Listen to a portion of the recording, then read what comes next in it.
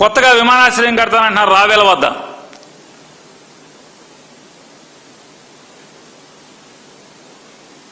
రావెల్ అనే ఊరు దగ్గర అంతర్జాతీయ విమానాశ్రయం కడతానని మీరు చెప్తున్నారు.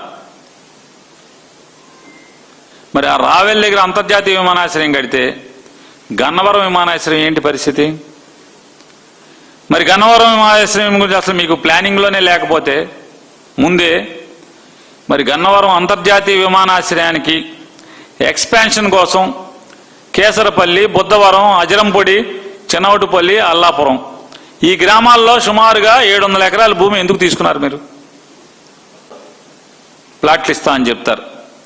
అమరావతిలో ఎవరెవరికి ఇస్తారు ప్లాట్లు? ఆ 700 ఎకరాలకు సంబంధించిన అంటే 687 ఎకరాలకు సంబంధించినటువంటి రైతాంగం మొత్తానికి అంటే కేసరపల్లి, బుద్ధవరం, అజరంపూడి, చిన్నవడిపల్లి, అల్లాపురం అన్ని ప్రతి పొలం ఇచ్చిన రైతుకి ఇక్కడ ఏమైనా మంచి ప్లాట్ ఇస్తారా అంటే అదేం లేదు.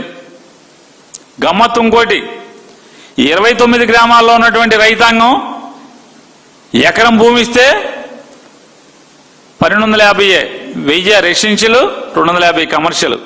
కానీ గన్నవరంలో పొలం ఇచ్చిన వాళ్ళు మాత్రం 450 కమర్షియల్, 1000 రెసిడెన్షియల్. 1000 రెసిడెన్షియల్, 400 చిల్లరేమో కమర్షియల్. దాంట్లో కొంతమందికి ఎవరెవరికి ఇస్తారా అంటే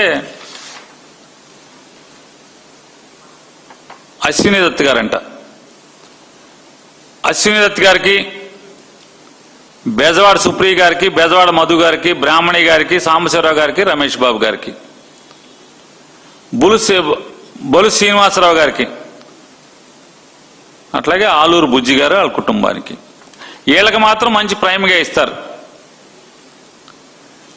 అశ్విని దత్ గారు 39 ఎకరాలు గన్నవరంలో ఇచ్చారంట. 39 ఎకరాలు గన్నవరంలో ఇస్తే వారికి ప్రైమ్ ల్యాండ్ కింద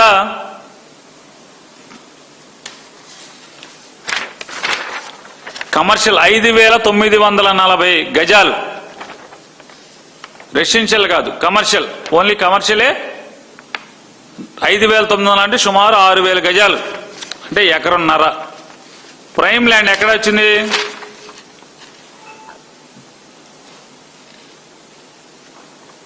వెస్ట్ బైపాస్ కి బాగా దగ్గరలో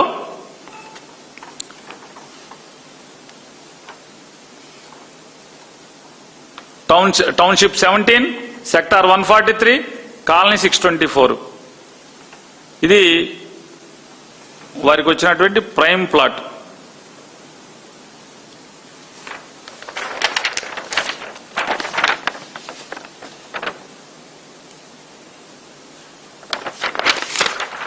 అలాగే బలుసు శ్రీనివాసరావు గారండి, వారి కుటుంబానికి 3660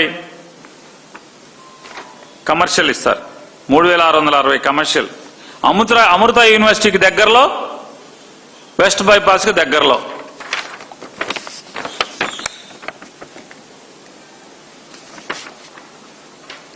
అలాగే బలుసు శ్రీనివాసరావు గారికి ఎస్ఆర్ఎం యూనివర్సిటీకి దగ్గరలో 14,640 గజాల వాణిజ్య ప్లాటు.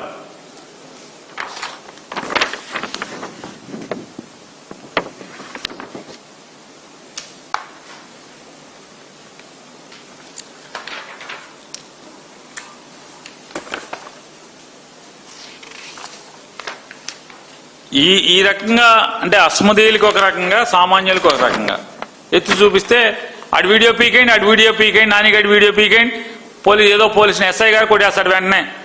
శాన్ ఫ్రాన్సిస్కో, న్యూయార్కు, ఎక్కడికి పడితే అక్కడికి, ఆ కంపెనీలు ఎక్కడుంటే అక్కడికి లెటర్ కొట్టేస్తారు డైరెక్ట్గా. కొట్టేసేమని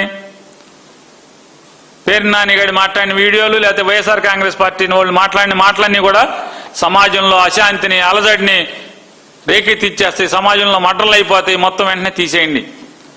గవర్నమెంట్ అప్రతిష్ట పాలైపోతుంది, గవర్నమెంట్ డిగ్రేడ్ అయిపోతుంది.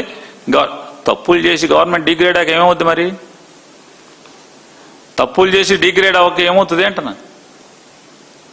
24 నెలలు గడవలేదు,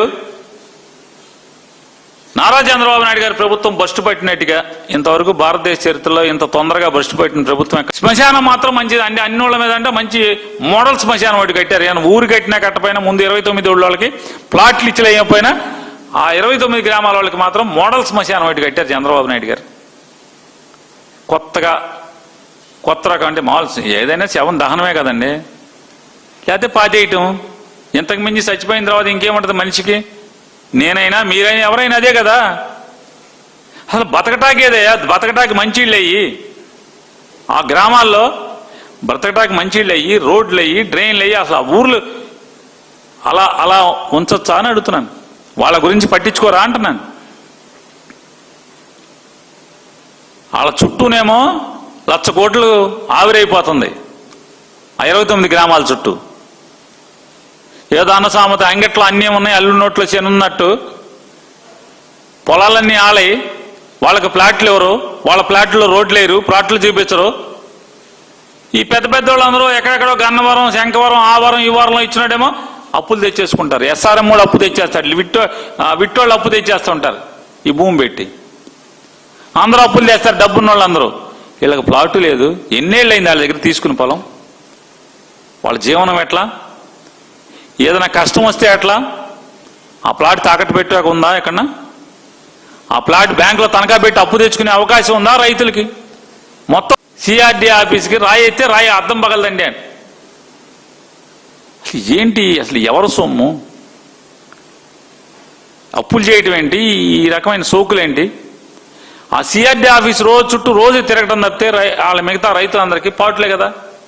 ఈ ప్రశ్నిస్తే తప్పులా? మీకు భరించలేకపోతున్నారా? తక్షణం డిమాండ్ చేస్తున్నాం, 29 గ్రామాల్లో ఉన్నటువంటి మీరు జనం సొమ్ము, చంద్రబాబు నాయుడు గారు హెరిటేజ్ డబ్బు అయితే ఎవరికి బాధ లేదు, కానీ జనం సొమ్ము మొబిలైజేషన్ అడ్వాన్స్ ఇచ్చారు. ఆల్రెడీ కేరళ రీచ్ అయిపోతున్న 25వ తారీఖున 24వ తారీఖున వర్షాలని చెప్తున్నారు. మరి ఇక మన పరిస్థితి ఏంటి? మే 25వ తారీఖున కేరళకి ఋతుపవనాలు తాకితే జూన్లో మనకు వర్షాలు మొదలైతే ఇక రైతులు నెత్తిమే చెంగాక ఈ సంవత్సరానికి అయిపోయిందిగా.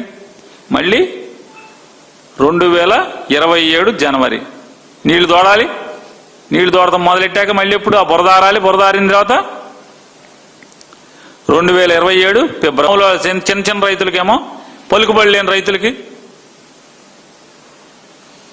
చాలా మంది మాట్లాడారు, జగన్మోహన్ రెడ్డి అసలు కమ్మారంటే ద్వేషం. అది ఎవరు ద్వేషం బాబు? వాడుకుని మిమ్మల్ని వదిలేస్తున్నాడే చంద్రబాబు నాయుడు గారు. పెద్ద కమ్మోళ్ళకి తప్పితే చిన్న కమ్మోళ్ళందరినీ నరకం చూపిస్తున్నారు.